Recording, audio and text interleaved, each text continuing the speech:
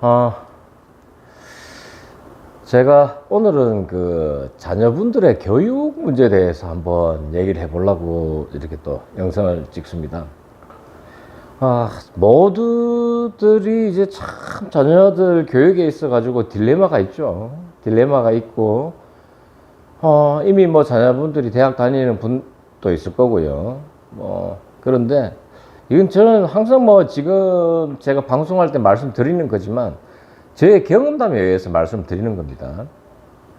혹여나 지금 애들이 어리거나 이제 뭐 교육을 시작해야 되는 분들이 있다라면 참 사교육이 참 이것도 딜레마입니다. 돈과 직결되는 문제이기 때문에 다른 애들이 하니까 안 시킬 수도 없죠.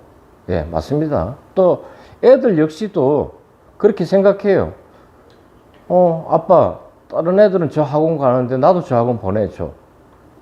저기 가는데 저기 보내줘. 그러죠.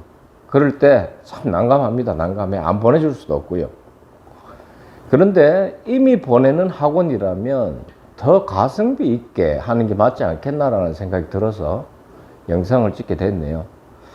제가 먼저 드릴 말씀은 팩트입니다. 애들이 초등학교 들어가기 전에 영어 유치원을 보내라는 게 제 팩트적인 얘기입니다. 뭐 피아노 학원, 태권도 학원, 미술 학원 중요하죠. 차라리 그런 걸 안 보내고요.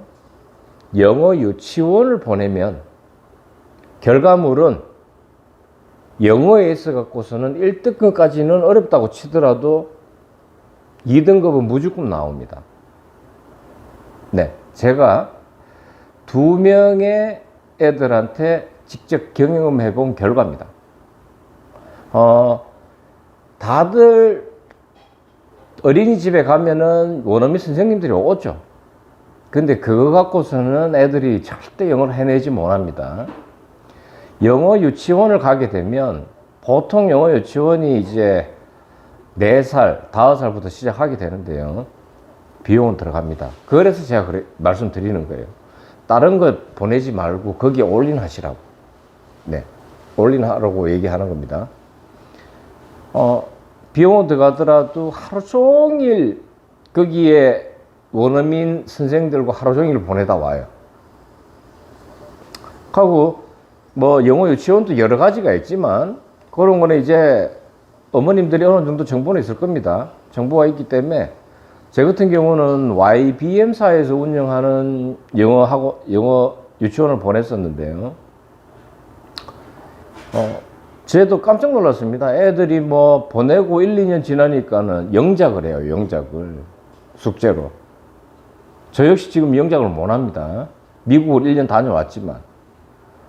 그런데 영작을 하는 거 보고 제가 깜짝 놀랐죠. 그리고 초등학교, 중학교, 고등학교 들어가서 하는 모습을 봤습니다. 이미 원어민 선생들과 몇 년이라는 시간을 거쳐서 초등학교를 들어가게 되면 실력은 2위에 올라가 있습니다. 근데 수학은 그렇지 않아요. 수학은 아무리 보내본들 자체적인 애들의 소질이 있어야 됩니다. 소질. 네. 물론 내 아는 다 어릴 때 영재 같습니다. 영재 같죠. 그런데 현실은 그렇지 않죠. 어느 정도 요즘은 뭐 초등학교 때부터 표가 나죠. 공부를 할 애들과 못 할 애들. 네. 표가 나죠. 근데 제가 영어 유치원을 보내보니 영어는 말 그대로 쉽게 말해서 언어를 하나 배우는 거예요. 언어를. 하면 우리나라 애들이 우리나라 말을 모르는 애들이 없죠. 네, 그렇습니다. 그래 일찌감치 영어 유치원이라는 곳을 보내가지고 거기서 놀고 먹고 말하고 하는 걸 계속 하다 보면 그냥 뭐 스스럼 없이 하게 돼요. 하게 됩니다. 그래서 영어 유치원은 제가 확실히 장담합니다. 보내고 나면은 고등학교 수능 칠 때 되면은 영어는 미니멈 2등급은 나오게 됩니다. 차례차례로 물론 가지만 영어 유치원에서 초등학교 들어가게 되면 글래머, 문법이죠. 그쪽으로 이제 또 올라가는데, 그 기본적인 영어, 대화적인 거나 이런 게 되다 보면 그 문법이라는 건 또 이제 뭐 그냥 스무스하게 자연스럽게 넘어갑니다. 넘어가기 때문에 그렇게 한번 하는 걸 제가 당부 드리고요. 수학은 뭐 할 때부터 수학학원도 다 보내는데 수학은 할 수 있는 애들과 할 수 없는 애들로 나눠지는 것 같아요. 제가 보니까. 네. 그건 참 쉽지 않아요. 그래서 잘하면 좋죠, 애들이. 근데 내가 학원을 보내고 막 해봤는데도 수학이 안 드러난다. 그건 어쩔 수 없습니다. 어쩔 수 없어. 포기할 건 또 포기해야 돼요. 근데, 기본적이게 평균 점수만 나와도 참 땡큐죠. 수학 같은 경우는. 근데 영어는 분명 제가 말씀드린 대로 그렇게 하게 되면 다른 애들에 비해서 탁월할 겁니다. 돈의 위력을 느끼실 겁니다, 아마. 그래서 국어 같은 경우에 이제 뭐 어머님들이, 학교 선생님들이, 그리고 뭐 이제 학원에 가는 애들도 있죠. 근데 국어 같은 경우는 우리나라 말이니까 아무래도 그죠. 좀 그런 게 좀 쉽습니다. 어떻게 보면. 쉽다 그러면 또 제가 두드리 맞아요, 지금.